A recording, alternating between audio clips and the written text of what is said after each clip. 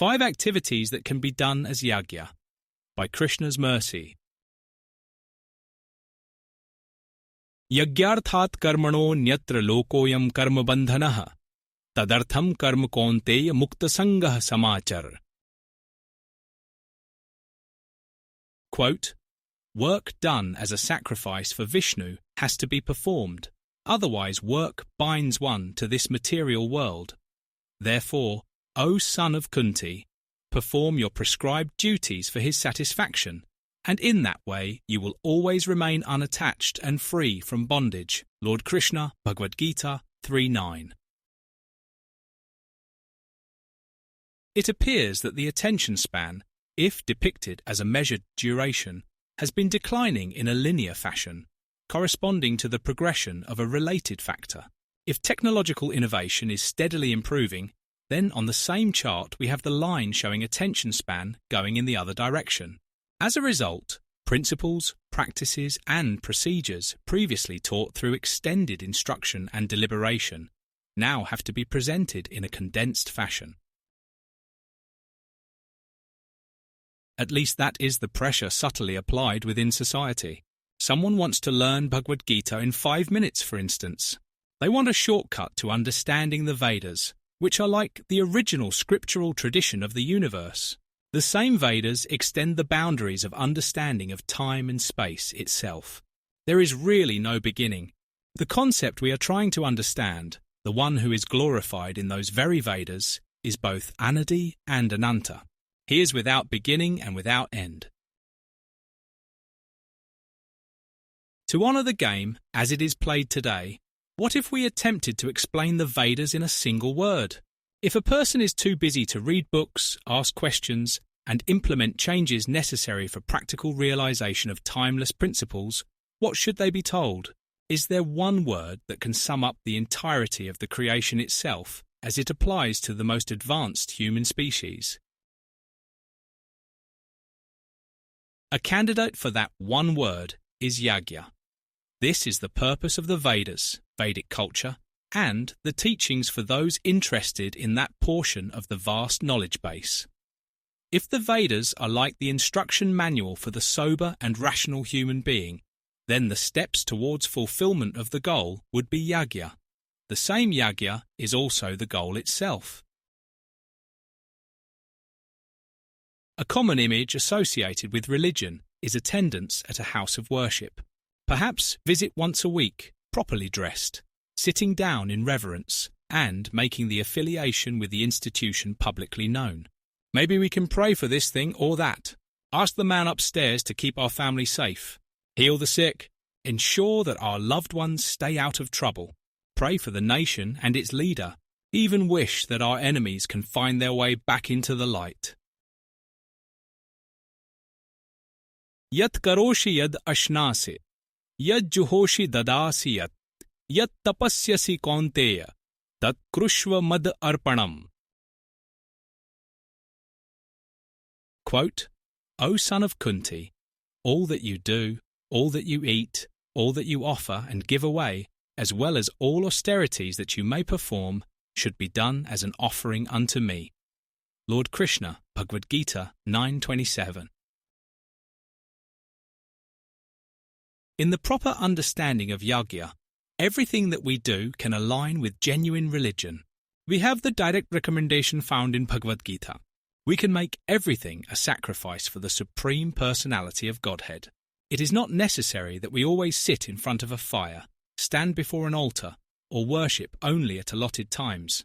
Through the following review, we see how a single person can practically occupy their entire life experience with yajna and find transcendental bliss in the process. 1. Reading. Sri Krishna declares that a person who studies Bhagavad-gita, which is a conversation between the same Krishna and the disciple named Arjuna, essentially worships Krishna through their intelligence. This means that reading can turn into yajna. It is a kind of sacrifice of knowledge. Adhyashyate chaya imam, dharmyam samvadam avayoho, jnana yagyena tenaham, ishtah syam iti me matiha. Quote, "And I declare that he who studies this sacred conversation worships me by his intelligence." Lord Krishna, Bhagavad-gita, 1870. We have intelligence. This is one of the subtle elements of nature associated with a temporary life experience. We can honor that gift of intelligence by utilizing it for yajna. We simply have to read. We associate with the proper material, which is timeless in relevance. 2. Marriage. The union is not for sense enjoyment. It is not for reliving a memory of a specific day many years after the fact. The man and woman come together as a kind of sacrifice. There are the formal rituals involved in the ceremony, but the spirit of sacrifice continues for the duration of the relationship.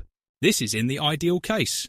This means that just by entering the grihastha ashram, by using the bond to come closer to transcendence, there is adherence to religious life.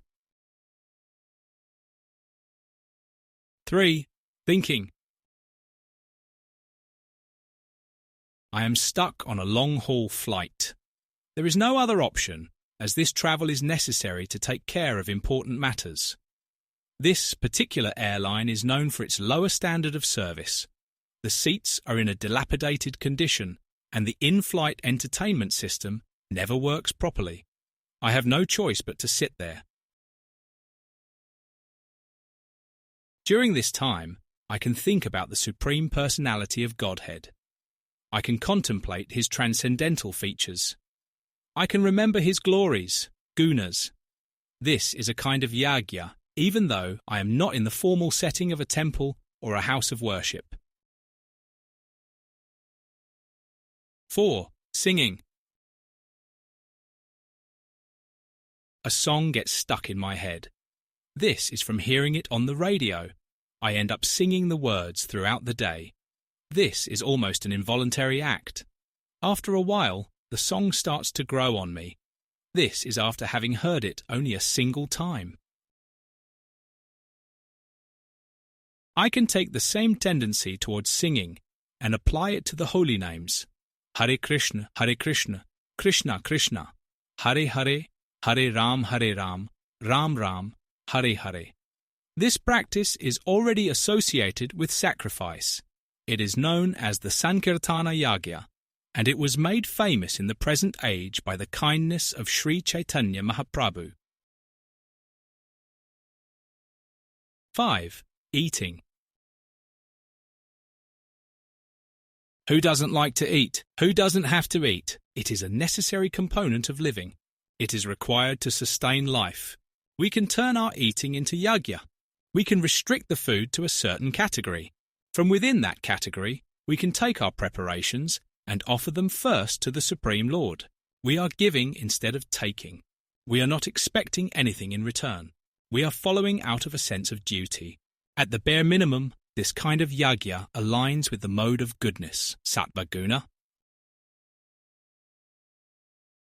Aflakankshabhiryagyo vidhidishto ya ijjate, yashtavyameveti mana, samadhaya sa sattvic. Quote, of sacrifices, that sacrifice performed according to duty and to scriptural rules, and with no expectation of reward, is of the nature of goodness. Lord Krishna, Bhagavad-gita, 17:11. Something we might not realize initially is that through steady implementation of this tendency towards yajna, we are closer to rising above even sattvaguna. This is because yajna is synonymous with Vishnu, which is another name for God. If I can turn yajna into a way of life, then I will soon understand the real meaning of dharma, which is without beginning and without end, sanatana. In closing, on topic of Vedas to land, if by one word to understand, with explanation full and legit, when impatient for long to sit, then just the word yajna command, sacrifice for everything at hand, from reading, hearing, and even to sing, as offerings to Vishnu to bring.